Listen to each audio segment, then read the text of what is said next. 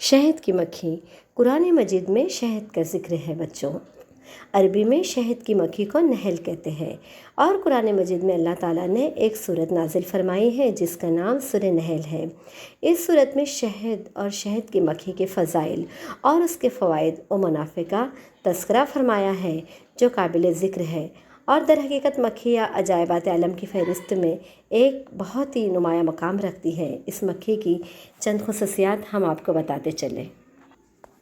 سورہ نحل میں آیت نمبر 68 اور 69 میں اللہ تعالیٰ فرماتا ہے، آیت نمبر 65 سے ذکر ہے بچوں، آیت نمبر 65 سے 69 تک ترتیب وار اس میں اللہ پاک نے شہد کی بات فرمائی ہے کہ شہد کی مکھی کا دوسرا فریضہ قرآن مجید میں ان الفاظ سے بیان کیا گیا ہے، پھر تمام پھولوں سے کھا اور جو راستے تیرے پروردگار نے تیرے لیے معین کیے ہیں ان میں راحت سے چل، پھر جو تیرے لیے متی اور اہم وار کیے گئے ہیں۔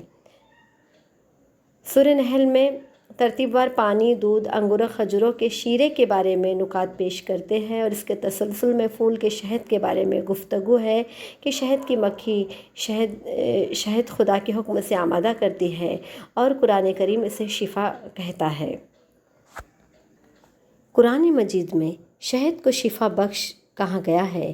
شہد کی مکھی پہاڑوں کے اندر، درختوں کے درمیان اور انسان کے بنائے ہوئے چھتے شہد کا اس خاص علاقے کے پھولوں، میوہ جات اور گرداگول پھولوں کا صفوف سے غذا حاصل کر کے پیدا کیا ہوا۔ اس طرح شفا کے عنوان سے شہد کی مقدار کا استعمال کم سے کم کھانے کے چمچے سے 1 چمچہ خالی پیٹ ہے۔